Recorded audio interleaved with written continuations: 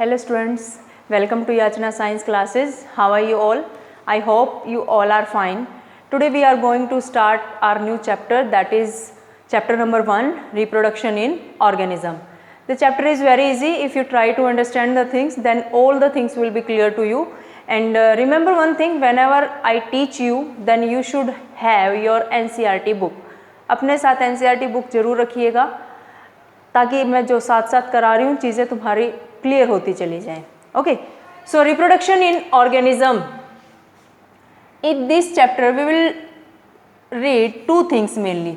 First one is lifespan. Second is reproduction. In reproduction also two parts we will discuss.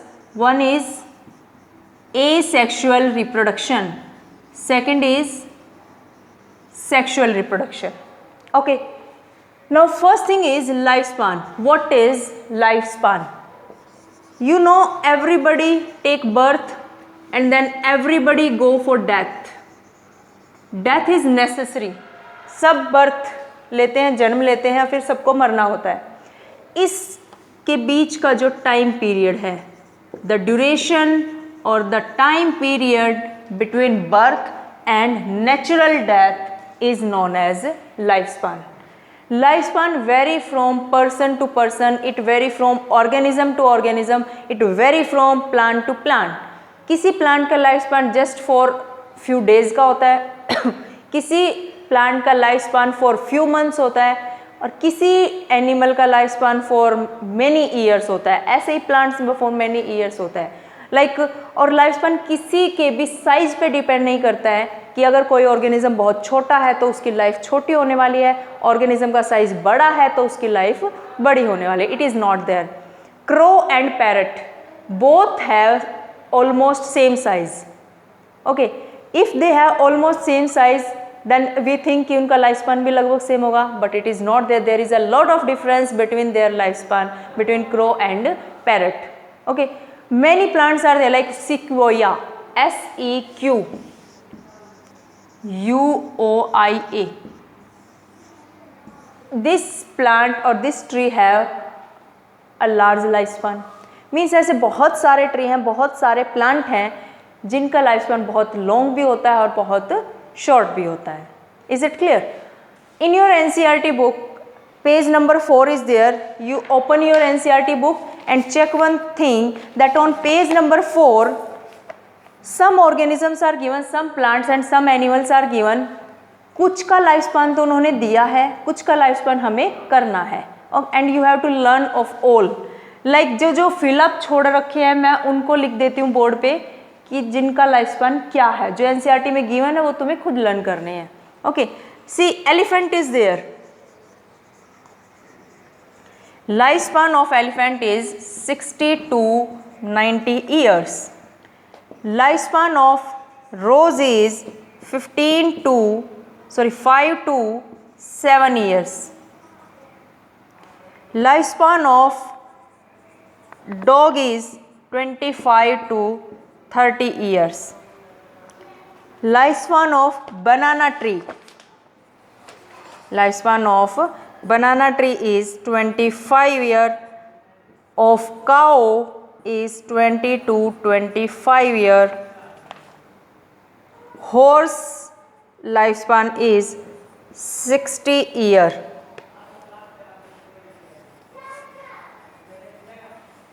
Fruit fly lifespan is 2 weeks. Rice plant is there. Its lifespan is 3 to 4 months. And last one is banyan tree. Its lifespan is 200 to 300 years. See one thing, कुछ के life span NCERT में दिए हैं जो तुम्हें खुद learn करने हैं, कुछ के लाइफ स्पैन नहीं दिए थे वो मैंने लिख दिए हैं यहाँ पर. I was talking about parrot and crow. It is not right. Parrot का लाइफ स्पैन 140 ईयर्स का है. पैरट का लाइफ स्पैन 140 ईयर्स का है एंड क्रो का लाइफ स्पैन 15 ईयर्स का है. See the difference between these two birds. Okay, so this is a lifespan for some organism you are to learn because these are given in NCERT. Okay, and this ऐसा question board exam में तो नहीं इतना ज़्यादा पूछा जाता है किसका लाइफ स्पैन कितना है, बट हाँ नीट एग्जाम में डेफिनेटली पूछा जाता है लाइफ स्पैन का question. Okay, next thing is reproduction. Will discuss about now reproduction. Reproduction is of two types basically, and reproduction होता क्या है, let's discuss it. Reproduction is the process in which an organism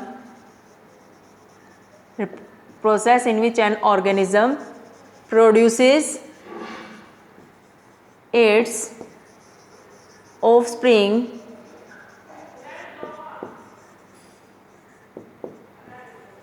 just like itself.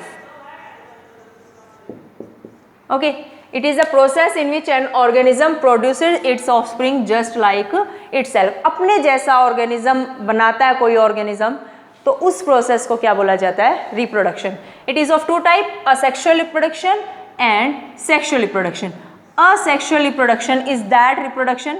अब छोटी classes वाली बात मत करना कि मैम जिसमें सिंगल पेरेंट इन्वॉल्व है, सेक्सुअल है, डबल पेरेंट इन्वॉल्व है, सेक्सुअल है. Let's discuss the things. Asexual reproduction in which no fusion of gametes is called asexual reproduction. Sexual reproduction in which fusion of gametes are there. Second thing, single parent is involved. Single parent is involved, and here both parents are involved. Both parents which are of opposite sex, both parents are involved and both are of opposite sex. See, asexual reproduction में no fusion of gametes, single parent होता है, gametes का fusion नहीं होता है कि male gamete और female gamete का fusion होगा. But there is one exception, that here gametes are formed, gametes are there.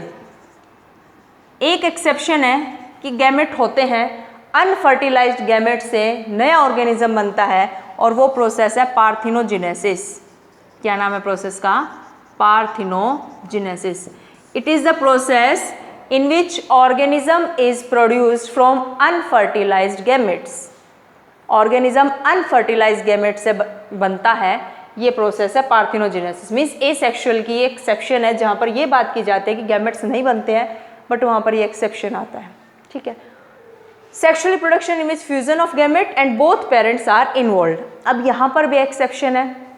क्या होता है, बाइसेक्सुअल ऑर्गेनिज्म होते हैं, बाइसेक्सुअल एनिमल होता है जिसको हम हर्मेफ्रोडाइट भी बोलते हैं. हर्मोफ्रोडाइट, बाइसेक्सुअल और hermaphrodite. What happen in single individual both sex are present. एक इंडिविजुअल होगा, एक ऑर्गेनिज्म होगा, उसके अंदर मेल पार्ट भी होगा, फीमेल पार्ट भी होगा. For example earthworm is there. Clear. तो what happen, what do you think कि उसके अंदर मेल पार्ट भी है, फीमेल पार्ट भी है, खुद ही फ्यूजन कर लेते होंगे? ऐसा नहीं है, वो अपना पार्टनर ढूंढता है. See suppose this is one earthworm, वो अपना एक और पार्टनर ढूंढता है, ये दूसरा अर्थवॉर्म है, और वो दोनों फ्यूज़न करते हैं. मेल गैमेट और फीमेल गैमेट का फ्यूज़न होता है, दोनों इंडिविजुअल अलग अलग आते हैं. बट एक ऐसा बाइसेक्सुअल एनिमल है like tapeworm which live in our body, जो ह्यूमन बॉडी में पैरासाइट की फॉर्म में रहता है. अब वो ह्यूमन बॉडी में एक टेपवर्म अब दूसरे के लिए ह्यूमन बॉडी से बाहर निकल के थोड़ी जाएगा कि चलो मेटिंग करने बाहर चलते हैं, वापस से फिर बॉडी में आ जाएंगे. It is not there. Tapeworm के अंदर भी मेल पार्ट और फीमेल पार्ट दोनों होते हैं, तो वो सिंगल इंडिविजुअल में ही मेल और फीमेल का फ्यूजन हो जाता है. तो इस कंडीशन में क्या हुआ, एक ही पेरेंट था, हम बात कर रहे हैं बोथ पेरेंट की in sexual reproduction. So this is the exception case in sexual reproduction. Is it clear? You can take screenshot for this to make notes. Okay. So next is we will discuss today asexual reproduction in detail. आज हम asexual reproduction को detail में पढ़ेंगे, कल sexual reproduction की बात करेंगे. सो asexual reproduction is of various types.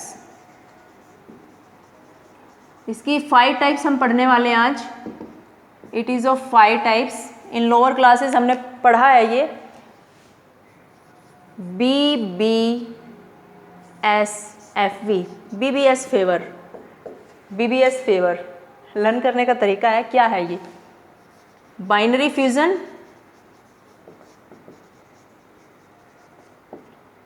ये इसकी क्या है? Types.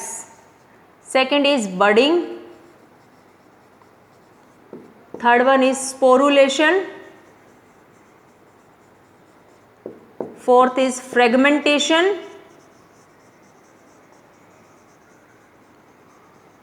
And last one is vegetative propagation. Vegetative propagation. Okay, one by one we will discuss them. सारी चीज़ों के बारे में तुमने पढ़ा है इन योर लोअर क्लासेस कि बाइनरी फिशन क्या है, बडिंग क्या है, स्पोरोफॉर्मेशन क्या है, फ्रेगमेंटेशन क्या है और वेजिटेटिव प्रोपागेशन क्या है. BBSFV. ओके, तो सबसे पहले हम बाइनरी फिशन की बात करते हैं. What is binary? Not fusion, sorry, it is fission. Binary fission. Okay, what happen in this case? See, suppose this is amoeba. ये क्या है? अमीबा है. It is irregular animal. इसकी कोई शेप नहीं होती है. It divide into 2 individual. इसका न्यूक्लियस पहले डिवाइड करना शुरू करता है. न्यूक्लियस डिवाइड करता है पहले and then whole individual divide into 2 cells. इससे 2 अमीबा बन जाते हैं. Okay, this is binary fission.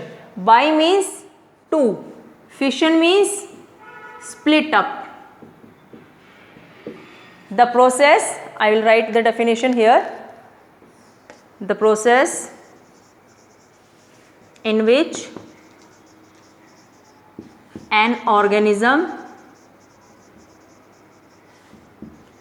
split up into 2 daughter individuals.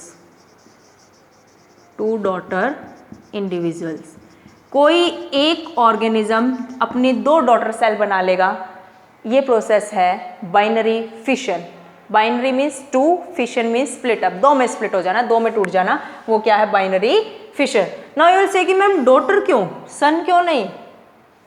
Scientist ने क्या सोच के नाम रखा, आई डोंट नो, बट हम एक ट्रिक लगा सकते हैं कि पक्का ऐसा हुआ है कि फीमेल ही तो बच्चे पैदा करती है ना, तो इसीलिए डॉटर रख दिया कि आगे फिर से उसने बच्चे ही पैदा करने हैं. ओके, तो binary fission is of 3 types. Binary fission 3 तरह से हो सकता है. First one is simple binary fission, जो कि अमीबा के अंदर हो रहा है, कैसे भी टूट जाएगा, है ना. Second one is longitudinal binary fission, जिसमें लेंथ में कोई ऑर्गेनिज्म ऐसे स्प्लिट होगा. इसमें एग्जाम्पल आएगा Euglena. Third one is transverse binary fission. Transverse binary fission in which organism split up like this, and इसमें एग्जाम्पल आएगा पैरामीशियम एंड प्लेनेरिया. पैरामीशियम याद है? स्लिपर लाइक ऑर्गेनिज्म होता था, चप्पल जैसी इसकी शेप होती थी, ध्यान है थोड़ा बहुत, है इस तरह से, है ना. और प्लेनेरिया बहुत ही स्मार्ट सा ऑर्गेनिज्म, इस तरह की इसकी शेप होती थी. क्लियर? सो ये 3 टाइप्स हैं बाइनरी फिशन की.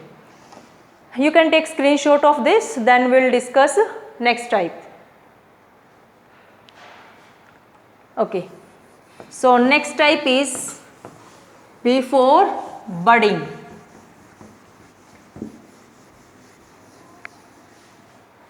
Next is budding.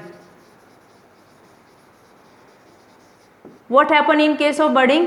A small outgrowth will develop on an individual and that outgrowth is known as bud. कोई organism होगा, जैसे organism है, इस organism में बाहर कोई आउटग्रोथ डेवलप होने लग जाएगी, बर्ड जिसको नाम दिया जाएगा, और वो मैच्योर होके पेरेंट से सेपरेट हो जाएगी और नया ऑर्गेनिज्म बनाएगा. ठीक है, बडिंग.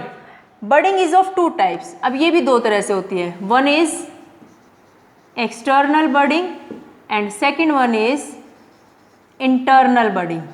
ठीक है, एक्सटर्नल बडिंग में हम एग्जाम्पल करने वाले हैं यीस्ट का और हाइड्रा का। इंटरनल बडिंग में हम एग्जाम्पल करेंगे sponges, Porifera, Porifera kingdom is that. ठीक है, तो यीस्ट, हाइड्रा यीस्ट है, सिंपल सा ऑर्गेनिज्म होता है, ये यीस्ट है, इसके ऊपर बहुत सारे ऐसे बड़ आने लग जाते हैं। ठीक है, जितने बड़ आएंगे उतनों से ही नया यीस्ट बन जाएगा, फंजाई होती है यीस्ट। ठीक है, this is in yeast. Hydra, you remember hydra,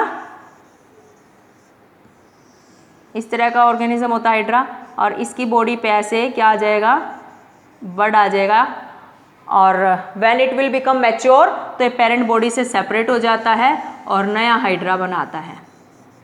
this is budding, this is external budding, कि बॉडी के बाहर की साइड अगर बड आ रहा है तो वो एक्सटर्नल बडिंग है। नाउ इंटरनल बडिंग स्पंजिस के अंदर होता है। स्पंजिस होते हैं पोरीफेरा जो वाटर में होते हैं, एक्वेटिक एनिमल है, सी में, मरीन में होते हैं। सी दिस इज स्पंजिस, ये कोई स्पंज है, मल्टी सेलुलर होता है। ये कैसा होता है, multi cellular. And remember one thing कि सिडेंट्री होता है, फिक्स होता है एक जगह पे, और बाई चांस इसको हमने किसी वजह से डिस्टर्ब कर दिया तो इसकी सारी सेल बिखर जाती है और कुछ टाइम बाद फिर से इकट्ठी होकर फिर से मिलजुल के रहने लग जाते हैं। बहुत ही अच्छा लगता है ऐसा देख के कि ऐसा भी हो सकता है कि सब सेल बिखर जाए, फिर से सारी इकट्ठी आ जाए, फिर से वही ऑर्गेनिज्म बना ले। तो suppose I am cutting it like this, इसको कट करते हैं तो इस तरह से ये स्ट्रक्चर निकल के आता है, और यहाँ पर सी हियर इसकी बॉडी में ये पार्ट है जिसको जेम्यूल्स बोलते हैं। क्या बोलते हैं, जेम्यूल्स। ठीक है, एंड जेम्यूल्स के अंदर सेल्स होती हैं जिसका नाम है archaeocytes. It's name is archaeocytes which develop into new sponge, जो नए स्पंज बनाती है। कौन, आर्कियोसाइट्स। ठीक है, any doubt? So this is internal budding, इसके अंदर बड बनते रहते हैं, बॉडी के अंदर बड बनते हैं, इसलिए it is internal budding. Clear? You can take screenshot. Third is now BBS था ना, तो BB हो गया। Now S is sporulation. Third type is sporulation. Sporulation में स्पोर बनेंगे, एंड स्पोर्स क्या होते हैं, these are asexual reproductive structure, asexual reproductive structure, and these are very resistant, बहुत ही रेजिस्टेंट होते हैं। अनफेवरेबल कंडीशन में ज़्यादातर ऑर्गेनिज्म इनको बनाते हैं, हार्ड कवरिंग होती है और ज़्यादा नंबर में प्रोड्यूस होते हैं, इसलिए ये बेनिफिशियल रहता है मेथड। ठीक है, तो स्पोरुलेशन, इसमें देखो फंजाई होते हैं ज़्यादातर, इसके एग्जाम्पल फंजाई के अंदर स्पोरुलेशन होता है। एंड लाइक जू स्पोर का एग्जाम्पल दिया है। किसका एग्जाम्पल है, जू स्पोर्स। जू स्पोर्स कैसे होते हैं, सी इस तरह से, ये क्या है, जू स्पोर्स, और ये है जू स्पोरेंजियम, जू स्पोरेंजियम। ठीक है, एंड जो ये जू स्पोरेंजियम है इसके अंदर जू स्पोर बनते हैं। जू स्पोर कैसे होते हैं, these are motile microscopic structure, motile microscopic structure. ठीक है, सेम ईयर कोनिडियोस्पोर्स होते हैं, conidiospores. In this you will learn the example of penicillium. NCERT में डायग्राम दिए हुए हैं इनके। Penicillium is also and fungi, and इसके अंदर इस तरह से होते हैं,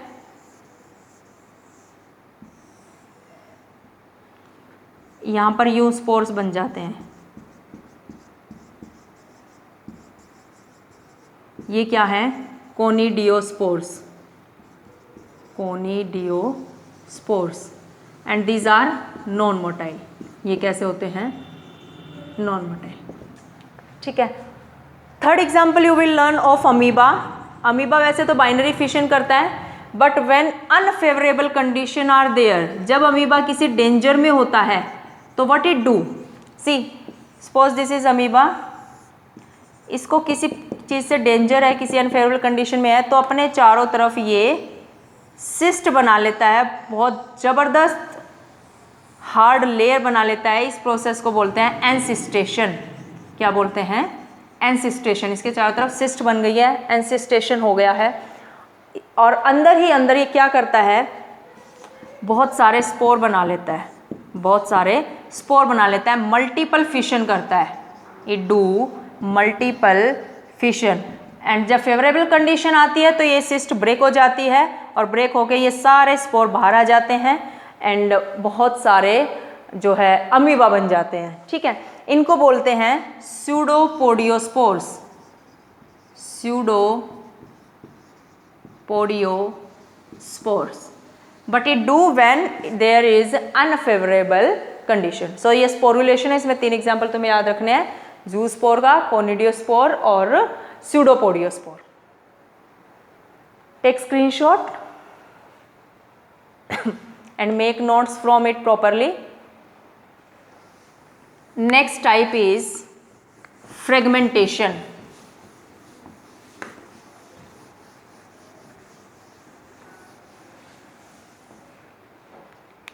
Fragmentation.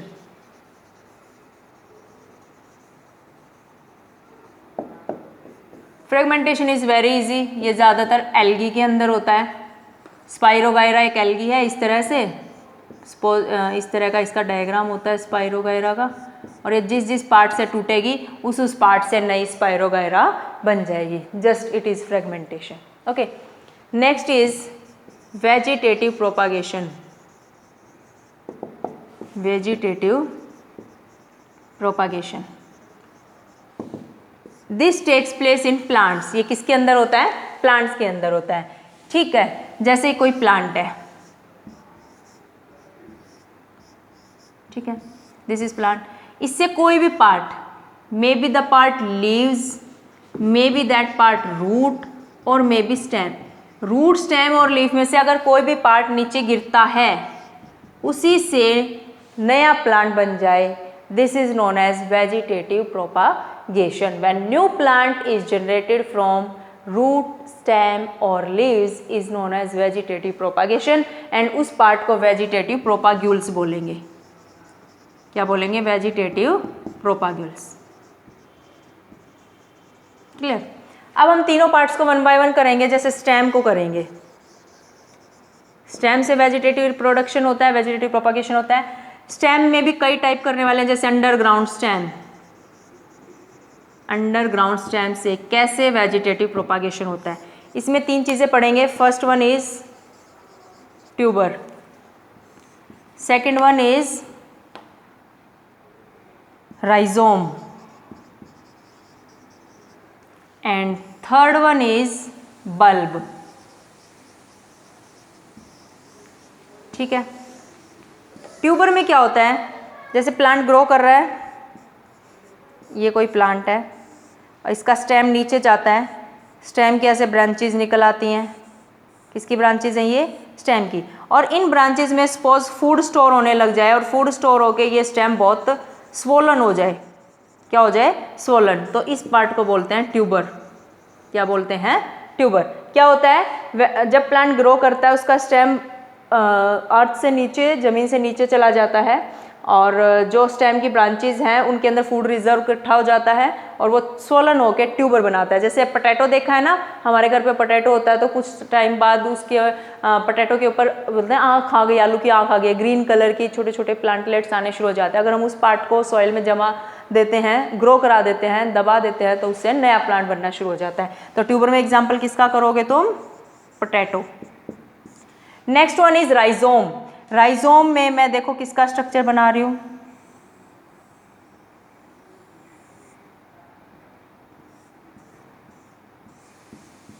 किस जैसी लग रही है? ये इतनी अच्छी तो नहीं बनी है, बट किस जैसी लग रही है?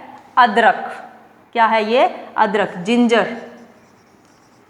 Rhizome is perennial underground stem, perennial underground stem. इसके ये नोड्स होते हैं, ये जो पार्ट है ये क्या है, नोड्स। और इन नोड से ऐसे इस तरह से रूट्स निकलनी शुरू हो जाती हैं, इनको बोलते हैं adventitious roots. Adventitious roots, adventitious roots वो होते हैं जो रेडिकल से ना निकल के कहीं और से निकलते हैं, उनको बोलते हैं एडवेंटिशियस रूट्स। तो इसमें एग्जांपल किसका करोगे तुम, जिंजर का, राइजोम में। तो किसी भी एक नोड को कट करके हम अगर सॉइल में लगा दें तो नई जिंजर उग जाती है, नई अदरक लग जाती है। बल्ब में एग्जाम्पल देखो हम किसका करने वाले हैं,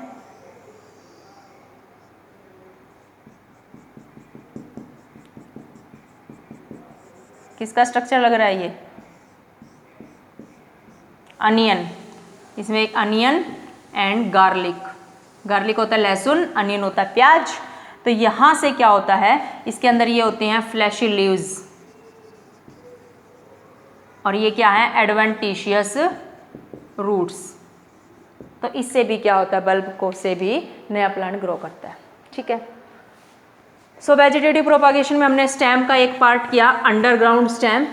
अब स्टेम का नेक्स्ट पार्ट करेंगे हम, 3 पार्ट और करने हैं, sub aerial stem, aerial stem and bulbil. तो सेकंड पार्ट है सब एरियल स्टेम, जिससे वेजिटेटिव प्रोपागेशन होता है। ठीक है, सब एरियल स्टेम के 3 पार्ट हैं फिर से, ऑफसेट,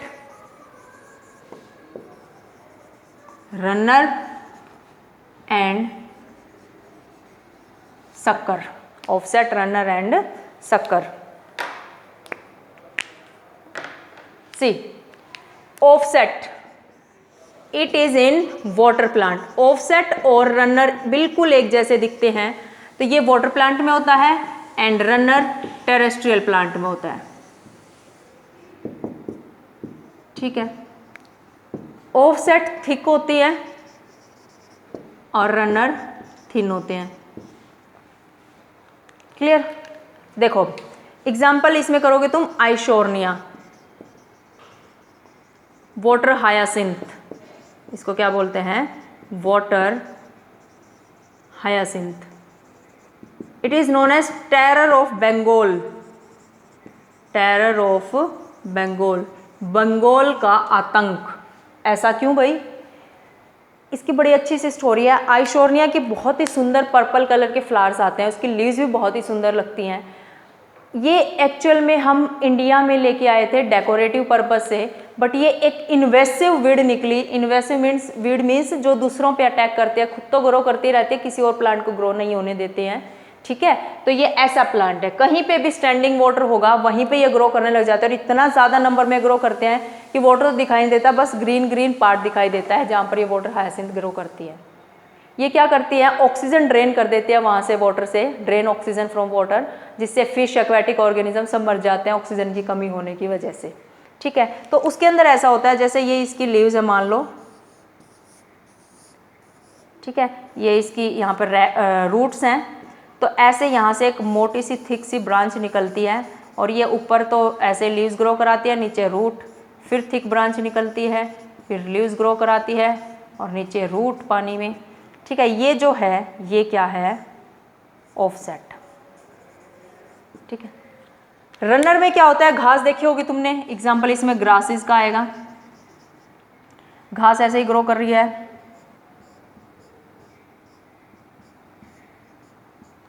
ठीक है, तो इसमें भी क्या होता है, ये सॉइल है, जैसे ये ज़मीन है, यहाँ से ऐसे निकलती है पतली सी ब्रांच, यहाँ से फिर से घास निकलनी शुरू हो जाती है ना। ये जो पतली सी ब्रांच है इसको क्या बोलते हैं, रनर। यानी स्टेम के पार्ट से नया प्लांट ग्रो कर रहा है, ये वेजिटेटिव प्रोपागेशन का पार्ट है। नेक्स्ट इज सक्कर। सक्कर में एग्जाम्पल करेंगे क्राइसेंथेमम, ट्राइसेंथेमम, इसमें ये जैसे प्लांट है। ठीक है, इसमें इसके यहाँ से नीचे से नया प्लांट निकलना शुरू हो जाता है। ठीक है, ऐसे नीचे से नया प्लांट निकलना शुरू हो जाता है, ये क्या है, क्राइसैंथेमम। तो सब एरियल में स्टेम में हमें ये 3 पार्ट करने हैं। You can take screenshot to make the notes. अब हम करेंगे एरियल स्टेम। क्या करने वाले हैं, एरियल स्टेम।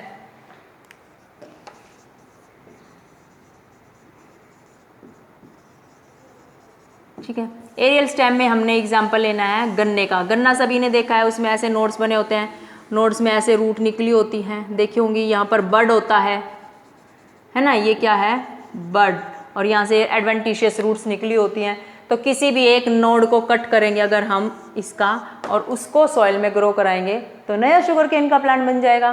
तो ये एरियल स्टेम से न्यू प्लांट बना रहा है। ये किसका एग्जाम्पल आएगा इसमें, शुगर केन का। 4th एंड लास्ट है बल्बिल। बल्बिल में एग्जाम्पल करेंगे हम अगेव प्लांट का। इसमें क्या होता है, सपोज दिस इज प्लांट, ठीक है, ये सॉइल में लगा हुआ है। इसके यहाँ पर क्या आता है, बड आता है, फ्लैशी बड, और इस फ्लैशी बड को ही क्या बोलते हैं, बल्बिल। अगर ये गिर जाए और सॉइल में गिर जाए, सॉइल में नया प्लांट ग्रो करने लग जाएगा, ये बल्बिल है। ठीक है, तो ये तो सभी स्टेम हुए जब स्टेम से नया प्लांट बनता है। अब हम बात करते हैं लीव्स की। इसमें जस्ट एक ही एग्जाम्पल बचपन से पढ़ते आ रहे, ब्रायोफाइलम, पत्थरचट। पत्थरचट का प्लांट देखा होगा सभी ने, ब्रायोफाइलम। इसकी जो लीफ होती है,